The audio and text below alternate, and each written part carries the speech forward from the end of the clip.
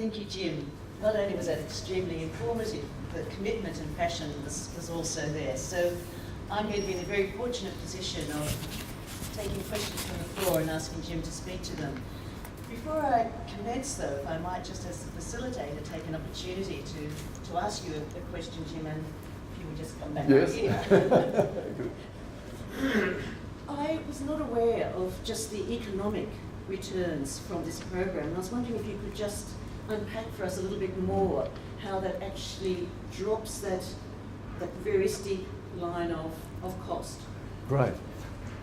And that's why I spoke a little bit more about the economic dimension than I usually would do, because it's not well known. And it achieves those returns through several different ways. So probably three are key.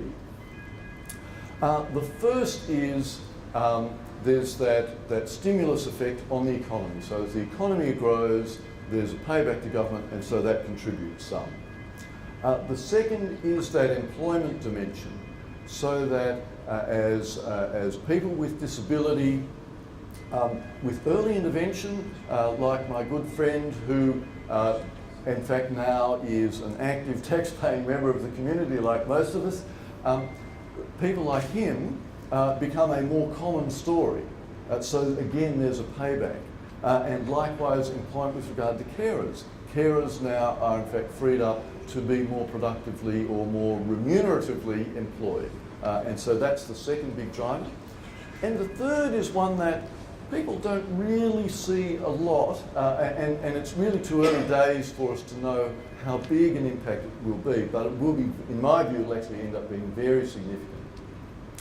And that is because people with disability themselves will actually be driving the system. They'll be driving then, not what the government wants, they'll be driving what they want. And that means providers and governments will have to be a lot more responsive, and it will mean there will be lots of innovation.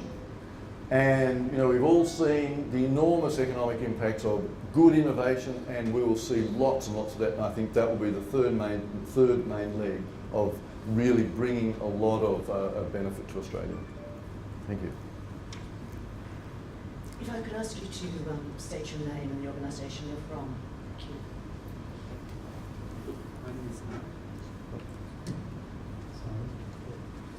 My name is Nana. I'm from Australian Relief Organisation. Yeah. And my question would be, I noticed that in that graph, you would like spend quite a bit extra to implement that Yes. EIS. Yes, that's the early So investment. in the first 5 years or 10 years probably. Yes. And then you make a plateau. So what sort of investment or extra spending you would do compared to do nothing and the other approach? Yes, okay, so the question is, what is the extra amount of spend in that early investment stage? So effectively that's what's happening in New South Wales. So we currently spend about $3.1 billion per annum. Come full scheme, so 2018-19, or within a year or so of that, that number moves from 3.1 to 6.4. So effectively New South Wales doubling. So it's a big investment, but it's in individuals, it's in people, it's not in government bureaucracies and so on, and that big investment there yields those enormous dividends later. So, yeah. It's like training. So what is the investment in? So it's in a range of things, but the good thing about the range of things it's invested in is that's actually decided by people with disability, and it's not what's called the deficits model. It won't be a person with a disability saying, oh, I can't do this and I can't do that and I can't do the other and this is a problem and that's a problem. It's not that. That's oftentimes, that's sometimes called the hospital or health approach. So it's not that. This is actually about life goals. What would you like to achieve? What are the things you can do? What are the things which excite you? Where do you want? The sort of question you and I ask. Why should people with disability not be asking the same question? I want to do this, I'd like to go there, this is important to me. And we have parents or family or friends or other who, help us get there. The NDIS is in fact about that. And so they'll say, you know, I'd like a job, I want to do this. So some of it will be about training. Okay, if you want to get a job, you need certain education, you need certain skills and so on, and you'll do that. Some of it will be about different levels of support that enable them to go to the surf club or go to local community group and so on. And you know, they just need oftentimes very small amounts of support to do that, but really big paybacks. So yeah.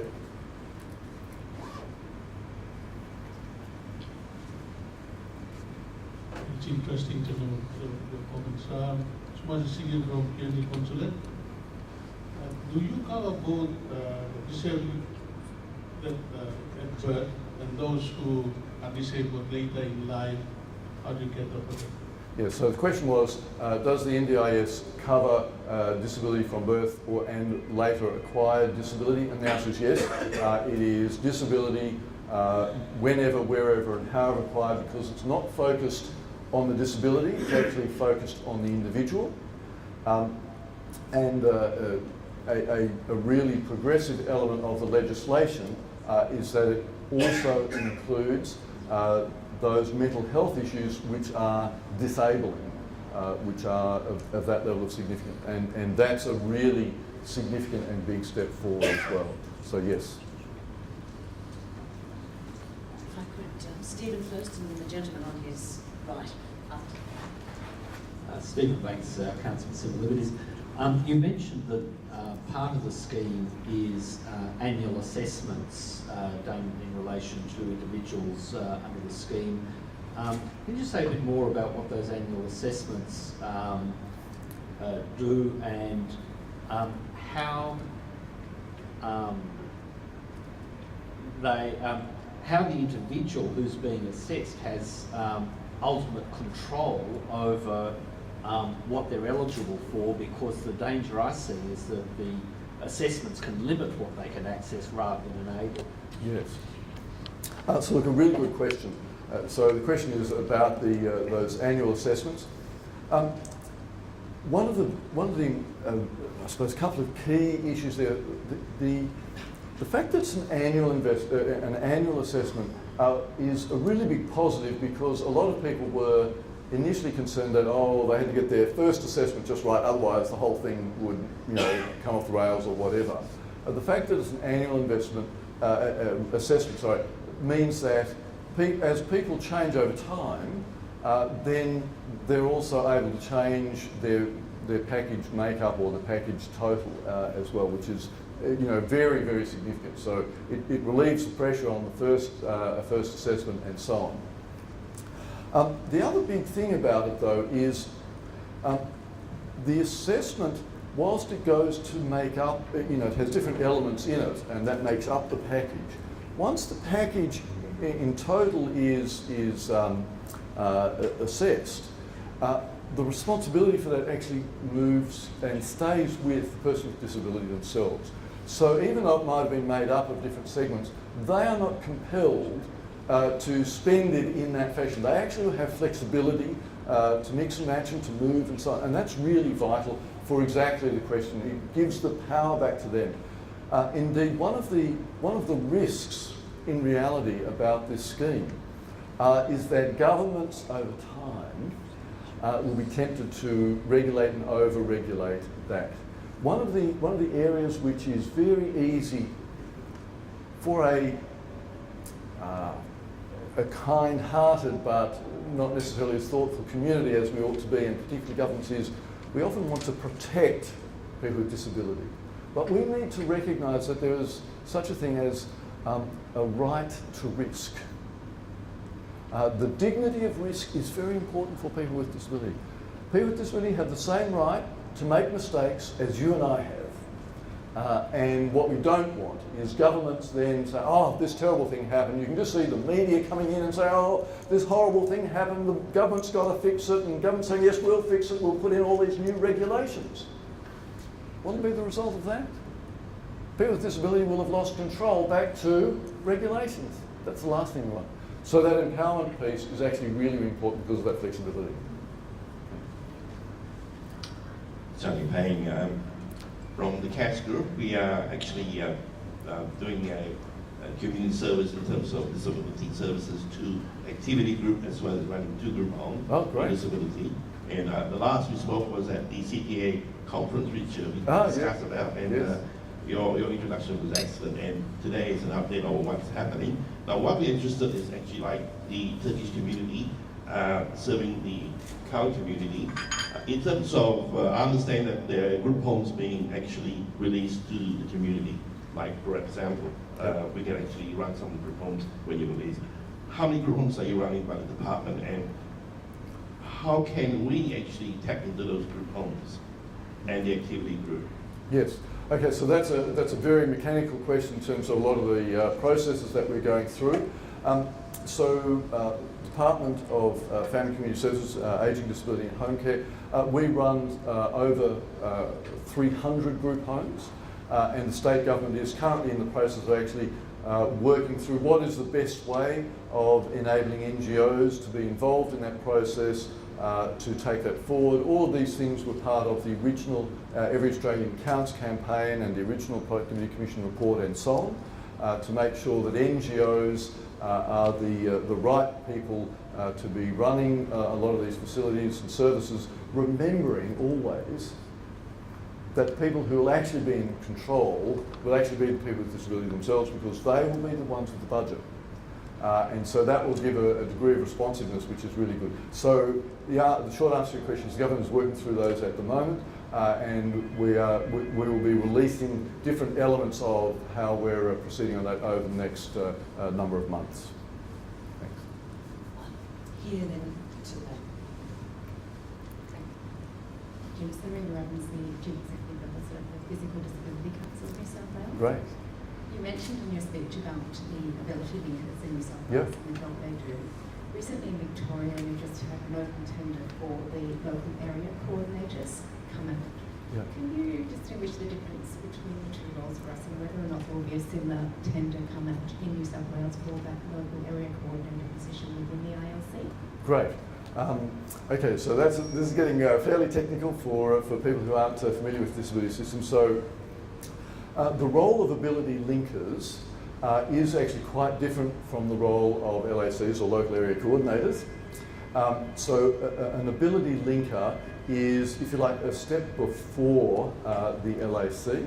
And their role, it can be a first port of call. It can also be for people who may have some disability but not at a level that would trigger needing to interface with the NDIS. But nonetheless, they have a disability and they want to, they want to do things in the community, want to know what are the community organisations and how to access them and so on. So they'll play that role, as well as a similar sort of role for people with disability who are interfacing with the NDIS. The LAC role is a more formal function, as you'd be aware, and that'll be handled within the NDIA itself, National Disability Insurance Agency. So they're the ones who are actually setting the times and so on around those tenders. I must admit I have forgotten what their timeline is for LACs in New South Wales, but if they've done Victoria, then ours would be imminent. So that'll be happening very, very quickly, but that's under the responsibility of the NDIA at this stage. Thanks for taking my question. My name is Seyf, I'm an architect and we CrossFit, Australian accessibility standards and beautiful Australian very, very important. accessibility. Okay, that's my question is on this one.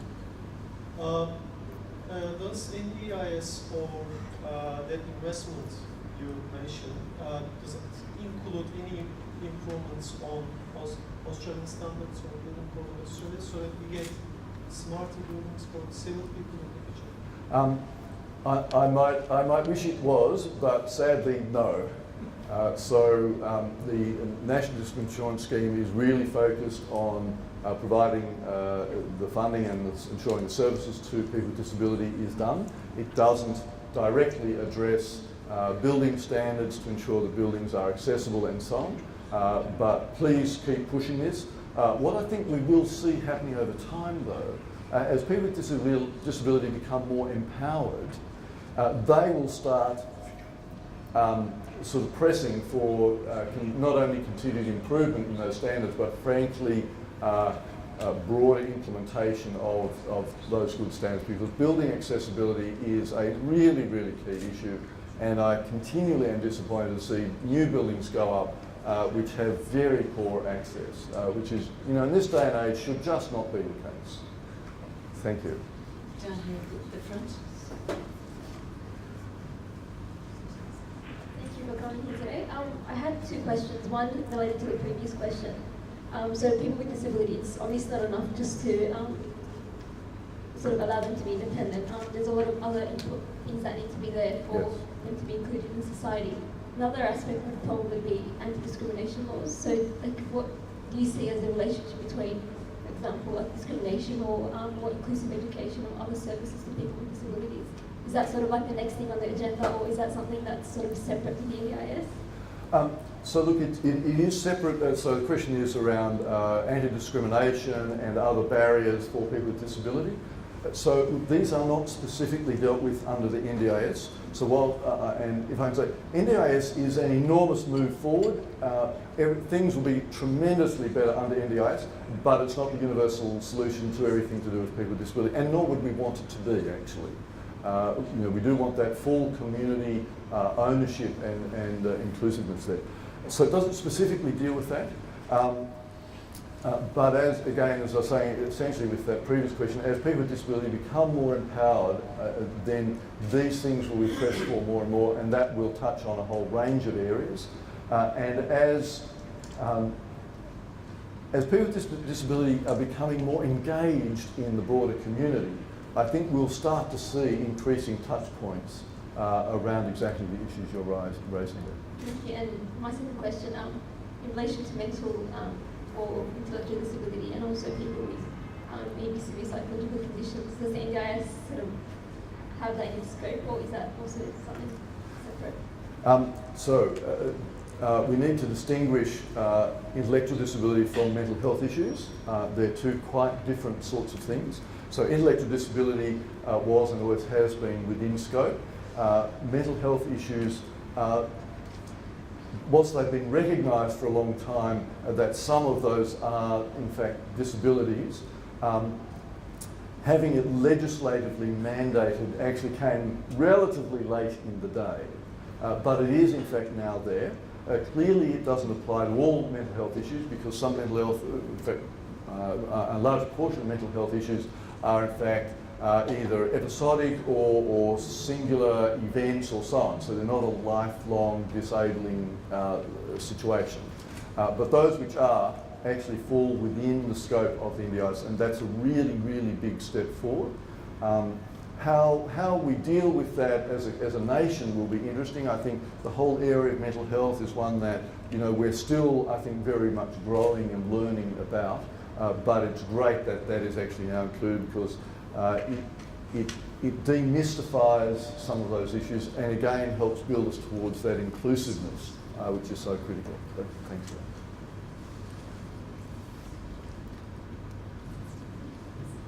Hi, Wendy Banfield, also from the Physical Disability Council. I'm in a project setting up peer support groups with disabilities, so I could probably ask you 25 questions. Yes, I'll yes. listen to one. Good, thank you. Because a lot's coming out with setting up these groups and questions from people with disability directly. Yeah. My main question just at the moment is with the ILC part of the EIS, what sort of impact will that have on employers become more ready to employ people with disability? Because at the moment there's a lot of fear, and obviously there's an educational process there.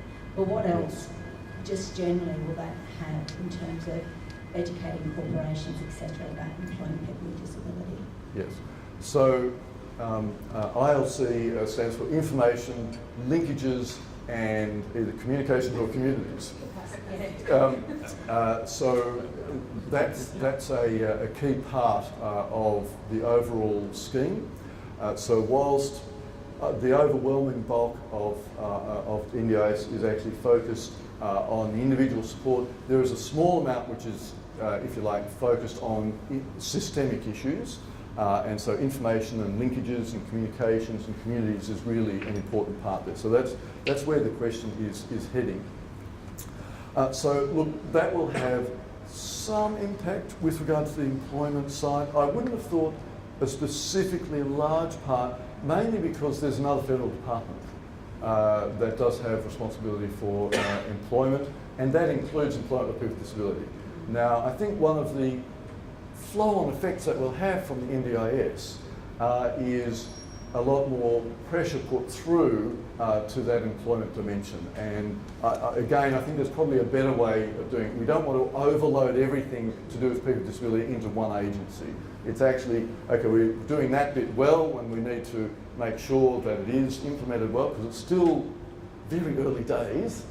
And I mean very early, New South Wales is not implemented full scheme until the 1st of July 2018. So I've got another 2.5 years to make sure this all happens well for New South Wales, and there's a lot still to be done.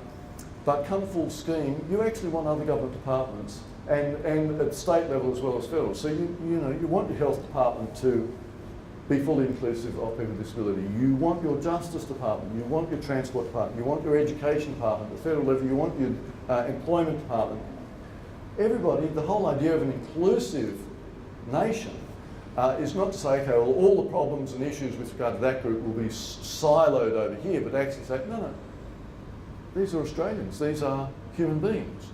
And actually, they should be part of things that we all do all the time. But thank you, that's great. I think we've got one last question down here, and then I, as facilitator, reserve the right to ask a question just after that. Thank you. I'm Marilyn. I'm from Just Better Care, which is a private agency, and I look after packages in the CSP program currently. And one comment I'd like to make about the right to risk. In my field, that versus the duty of care. Yes. And that's a very confronting thing for us. Indeed. But with the no cap, I'm just wondering how the funding, when they do assessments, how the funding is going to account for the variation in costs of services within regions, in the city, in the country, regional areas where the carers the people who are providing those services may take an hour to get to a person to provide an hour's service, and then have to have an hour to get back again. All these things have to be, someone has to pay for it. So my question is how? How do they vary that? Indeed. So the question is, you have varying costs in different parts of the country, and how do those different costs get reflected in people's packages? So look, that's something that the National Disability Insurance Agency are themselves working through. They are certainly aware of the problem. Every one of us knows that in remote and rural and regional areas, travel times are much greater, there's a cost involved with that, and so on. Look, I don't think there's an easy solution to this problem. The NDIA is certainly aware of the problem. They are working through that problem.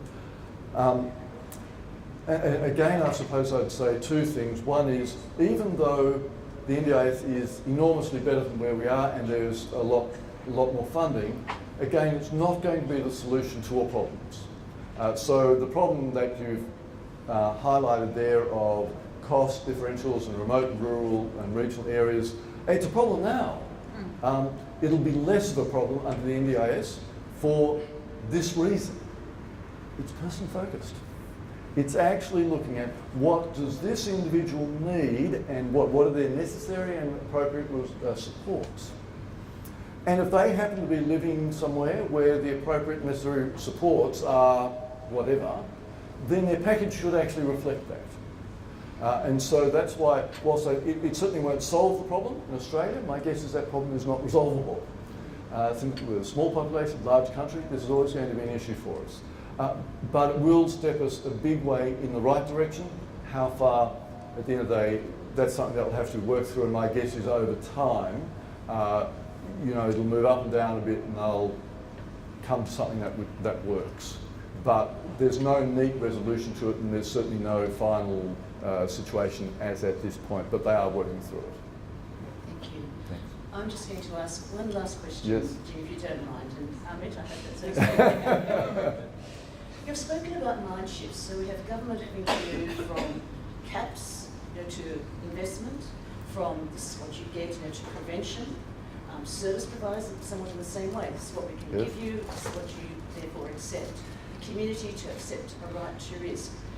For the person with a disability who's been getting services, but for so long getting that sort of attitudinal context of this is the services we can give you, so you should be grateful for what you're getting.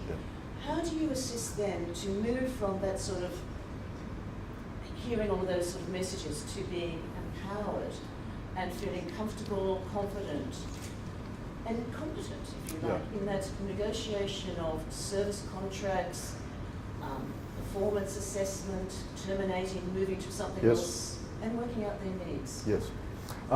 Look, that's such an important area because there are so many moves and changes of understanding that so many people need to be making, including people with disability. So there are a few elements there. One is the New South Wales government invested in a consumer development fund, which we are running in conjunction with the Council for Intellectual Disability, and they've been holding seminars and workshops and webinars and web things and so on across New South Wales. So thousands of people with disability are, if you like, being encouraged and liberated into, they're now in the driving seat. And that's a big mindset change for a lot of those people. So that's great. There's also an industry development fund which helps the providers come to some of the same recognition there, which is really very, very important. Some of it, though, will happen over time. Each of us here will, may remember the first motor car we bought. It was probably not our best decision, but the second motor car we bought was probably a lot better, a lot wiser decision. We become better consumers as we get practice and experience, and I think the same will happen in this space as well, the right to risk.